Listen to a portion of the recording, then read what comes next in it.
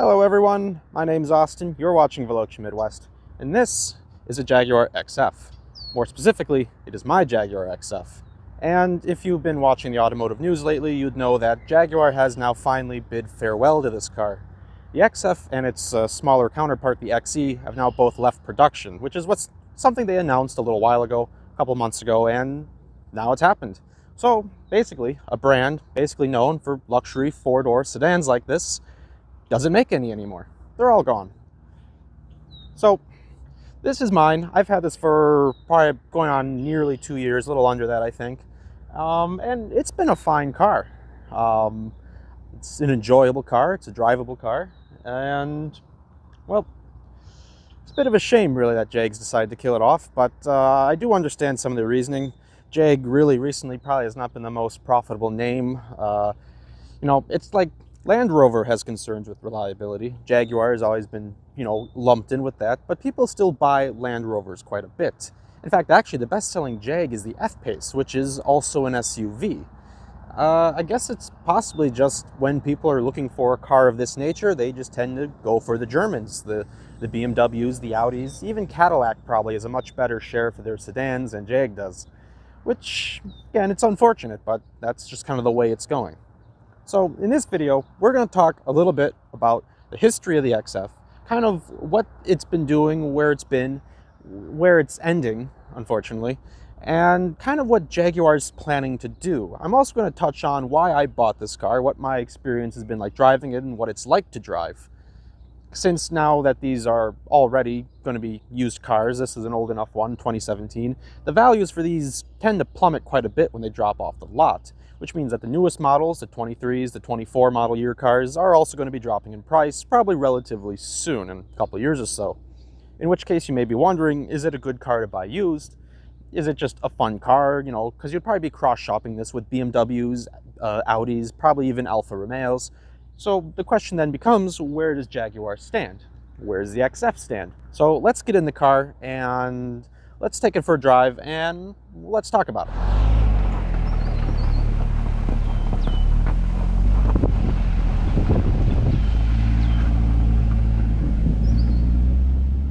So, the XF. First of all, the XF was unveiled back in 2007 at an auto show and was released for the 2008 model year in most of the world where it was being marketed.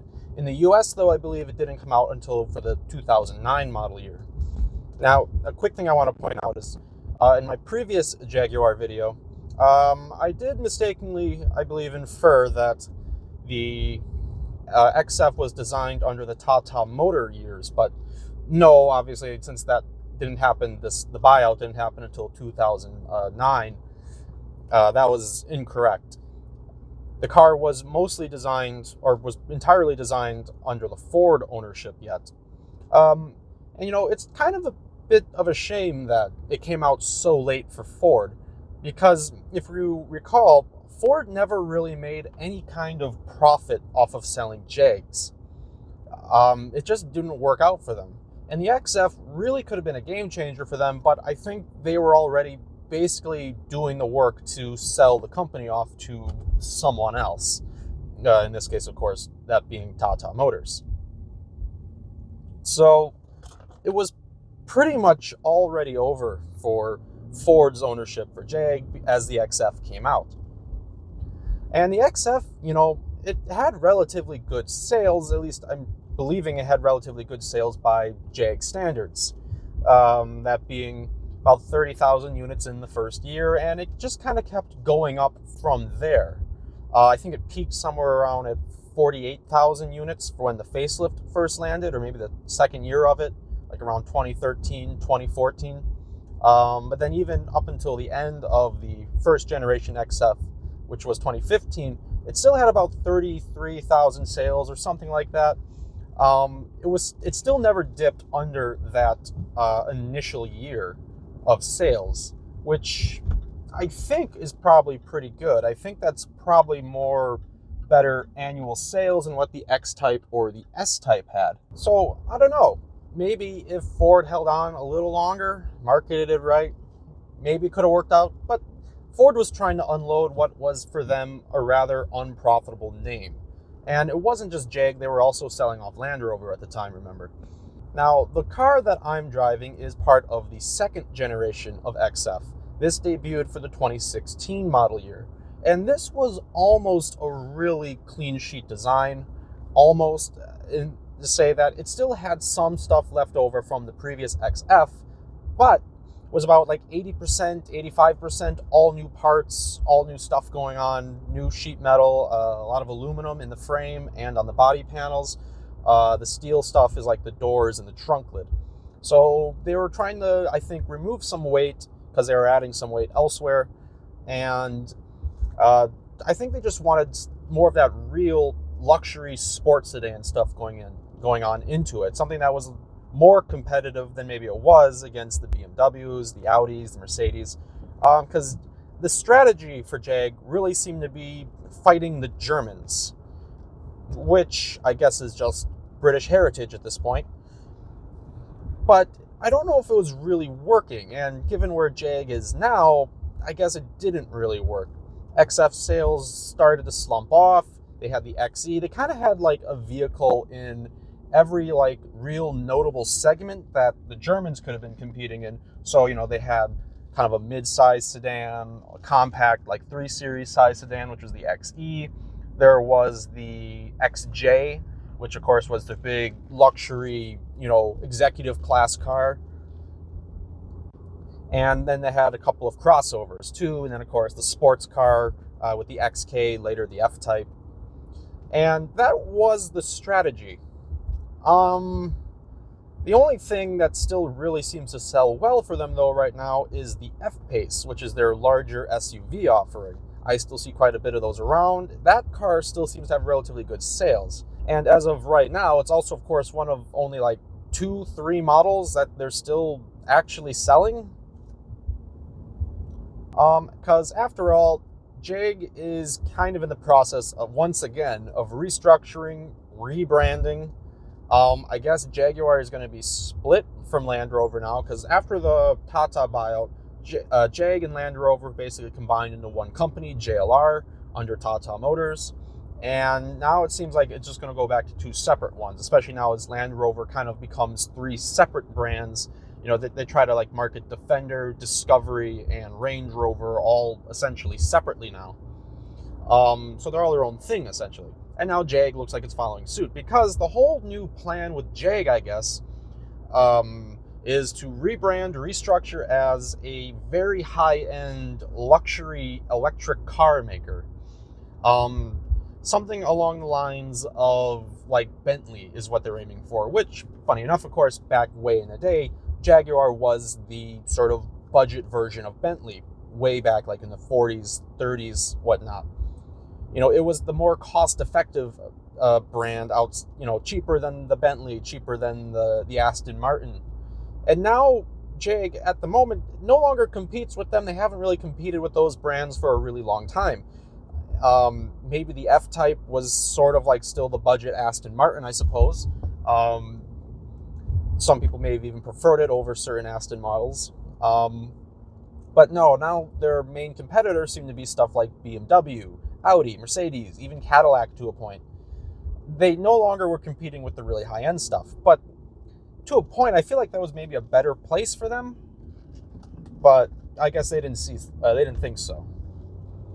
But then again, it just wasn't being profitable too. You also have to think about the fact that it's probably going to be more profitable for Jag to sell more expensive cars and sell fewer cars but make more profit per car.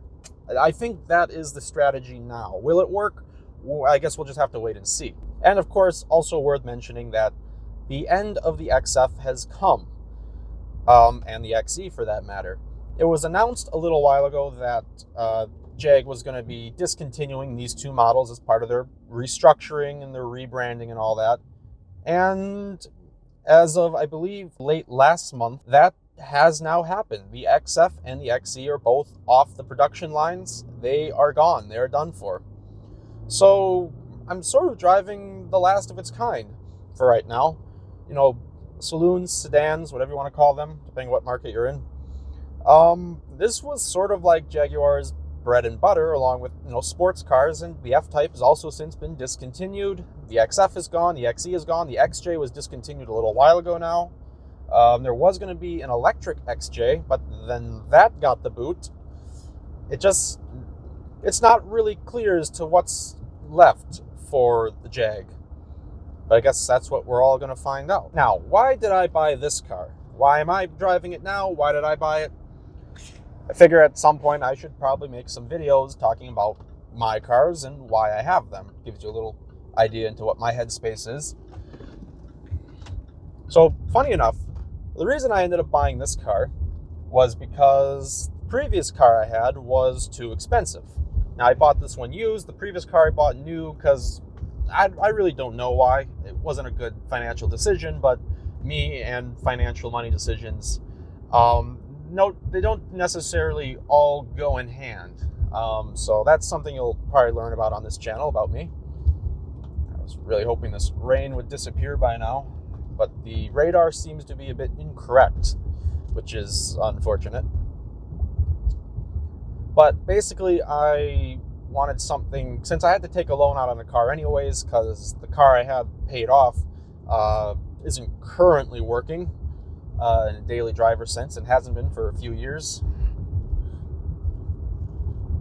So I just needed basically a relatively nice daily driver. I had like an SUV. I had a Mustang before that. The last car I had that I traded in for this was actually a newer Ford Bronco. Before that, I had a Mustang Mach 1, and I was driving a WRX before that. Really, going back, I probably should have just kept the Mustang, since that was also paid off. But I ended up selling that for something else, which is also paid off. So, I mean, that's fine. But the Mustang was more usable as a daily, whereas the car that I replaced it with, not so much. But more so, I wanted something kind of sporty, something relatively comfortable.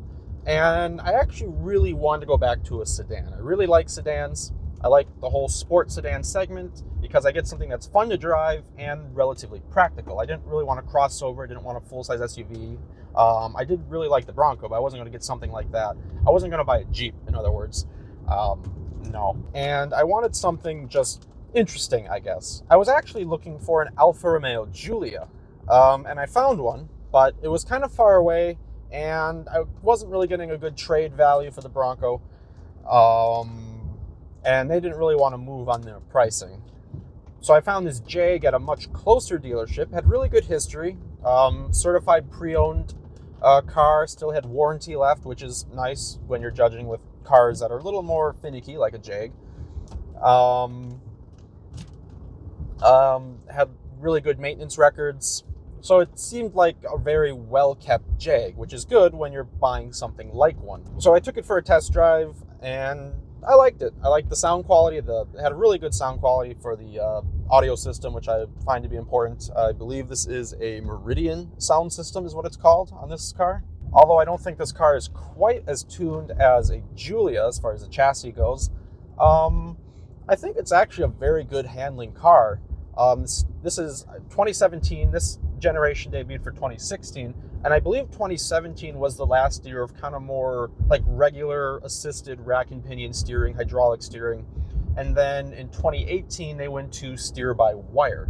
So for those who know about the Giulia, everything on that is by wire, shift by wire. I mean, I think this is too, obviously.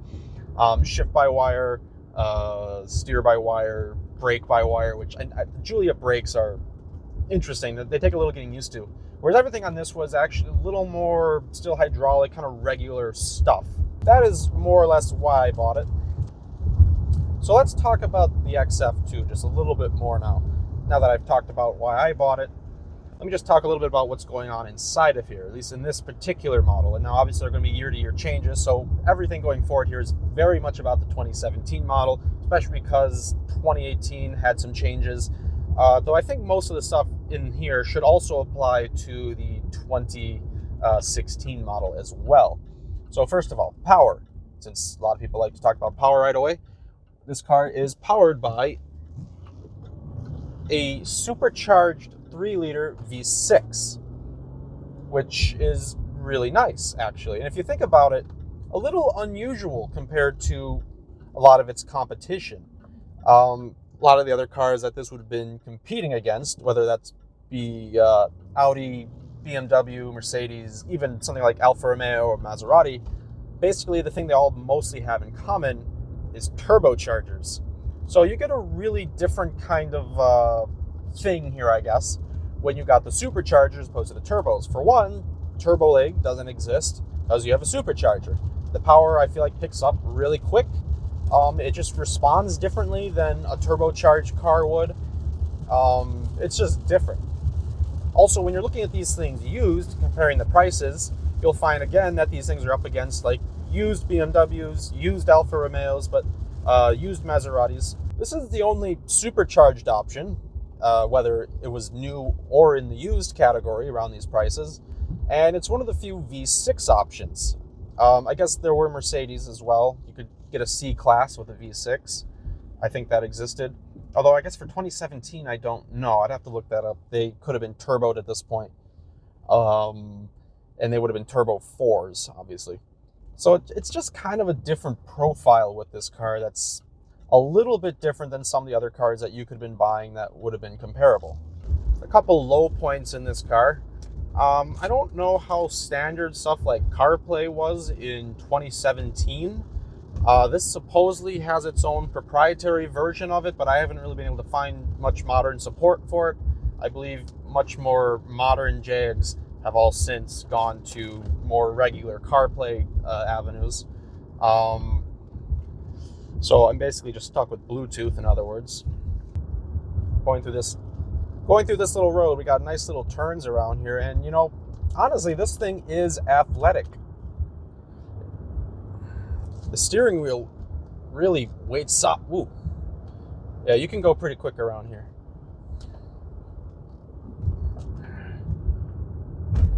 Ooh. Oh, some of these bumps in the roads are going to slide you around. Over bumps, I'd say the suspension is actually just a little on the stiff side. You can feel a lot in your back, though that also is probably because you have very little back support in these seats. Now, on higher trim, this is a premium trim. On higher trims, I guess there was more lumbar support for your back, but without it, you do feel a little bit. But with that said, the suspension does seem relatively good. It's a little soft. It's not super hard, which is fine, but it's still hard enough that you can throw it around. And it's kind of a big car. You can feel the weight of it. It is all-wheel drive. It's rear-wheel drive bias, though, so the front wheels only kind of kick in when it's detecting some percentage of slip. But it is fierce around these turns.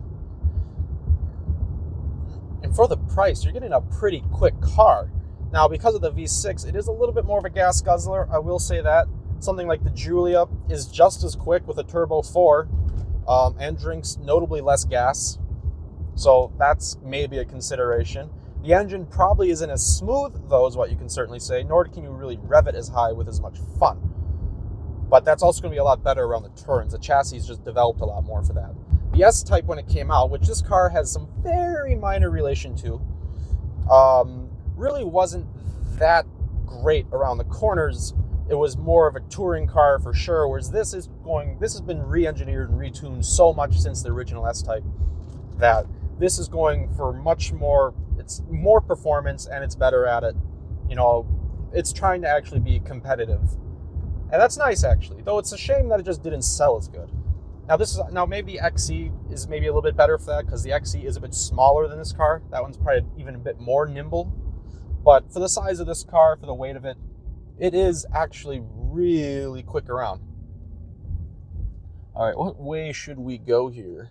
I don't think I really have much room to do a pull. Another interesting thing about these cars, too, is there was a lot of theater about them. And what I mean by that is, like, you have the little dial. This is back when the Jags and Land Rovers had these little dials for your transmission selection. It would pop up out of the console, and that would be your dial. You'd twist it into whatever drive mode that you want. Oh, well and dandy. This is just one of those little things, though, where it's like, what if the motor dies? How do you twist your dial around if it doesn't come up one day? Most of the newer Jags, the new XFs, of course, if you look, they don't have the dial anymore. They have just kind of the little electric shifter. The dial is cool, it adds some functionality, it's a little more stuff to play with your hand there. To put it into the sport mode, you actually have to press the dial down and then twist it one more spot. That's probably so you don't accidentally go into sport mode if you're not ready, because it is a lot more aggressive in sport mode. Also in the regular driving mode, there's a couple driving modes. There's like race mode, regular eco mode, and a wet mode. This is just the regular mode. Another little piece of theater in this car too that they've added is when you turn the car on and you have your HVAC stuff on. Interestingly, what happens is the vents on the side, basically right here and over there, the vents will, like, they're closed, they're hidden essentially, and then they twist open so that I'll post a video of it, or I'll insert a clip of that happening, so it makes a little bit more sense of what I'm talking about. But just another little bit of theater, which I believe has also since actually been removed from the newer XFs, because I think just for reliability concerns.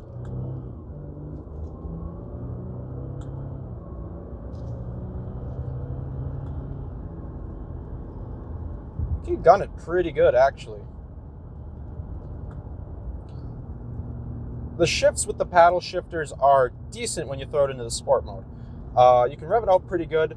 I will say, having also driven the Alpha Giulia, this is not as sharp shifting as the Giulia, although they both use, I think, what is more or less the same ZF 8-speed transmission.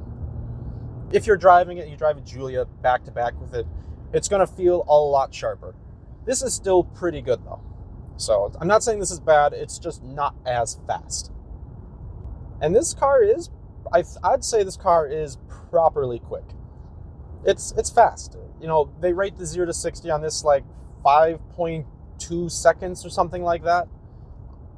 Despite what some people are going to say, like, oh, it's got to be under 5 seconds to be considered fast. Whatever. For a relatively regular driving sedan that you're going to be driving, you know, as a daily car, that's plenty quick. Plenty of passing power. You gun it, you feel like you're going pretty quick. It's plenty. It's actually faster too in the XF, from what they've rated it, than the XFS, which is supposed to be the more performance-oriented version, but that's because it's a heavier car. And yes, there is more horsepower in that car. This is 340, the XFS is like 360. The difference there is that the XFS is heavier, it has more equipment, more suspension stuff, more sophisticated suspension. So it's actually still a little bit slower, but that car, then the trade-off is it probably handles a lot nicer than this one does. But I feel like you could probably modify this car to drive just as good. I think I'm gonna find a spot to turn around. The road is drier here, so I think I'm gonna find a spot to turn around and we'll really try to gun it. Here's a good spot. Newer brakes. Oh, that braked nicely. Right into where I wanted to go. That was nice.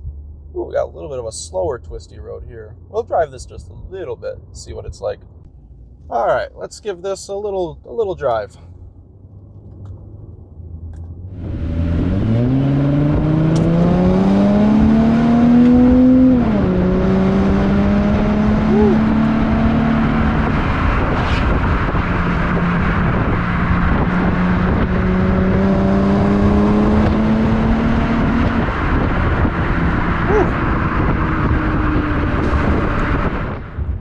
Is quick. I mean, in third gear,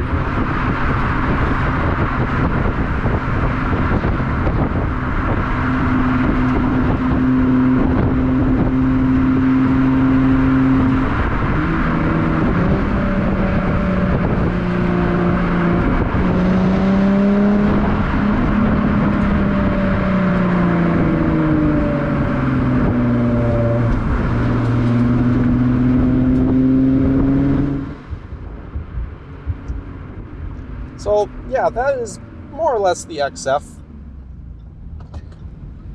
You know, it's big, it's nice, I like it. The only unfortunate thing with it is now I am selling it because I got some financial things changing up. So right now I think I've decided to move along with it and see how that goes. I mean, if I can't replace it, then I can't replace it. We'll find out how that goes, I guess. Because for the most part, it is fine. And there's not a whole lot of great reasons to sell it right now for me. Just, I got some financial things coming up, a possible move, and I got a little bit, maybe too many vehicles the way it is right now, and I don't really need that all at the moment. I mean, at least up until the winter, I can drive my Miata, which is actually what I have been daily driving for 2 months now, actually, and I'm going to have a video about what that's like. So we'll see how that all goes. And, you know, if things change, then things change. We'll all find out. We'll find out when we get there. We'll cross those roads when we get there and see how it goes. Anyways, a little bit of a longer video, but I wanted to really talk about this car a little bit more in depth than, say, that little short review that I did a little while ago. So this hopefully has a little bit more information for you about the XF, what it's like to drive it. That's pretty much it then for the most part. So if you like this, if you like some of the other content or want to see more content from my channel, subscribe. Tell people about it. There will be more content. So in the meantime then, stay tuned, you and your cars. I don't know about that one.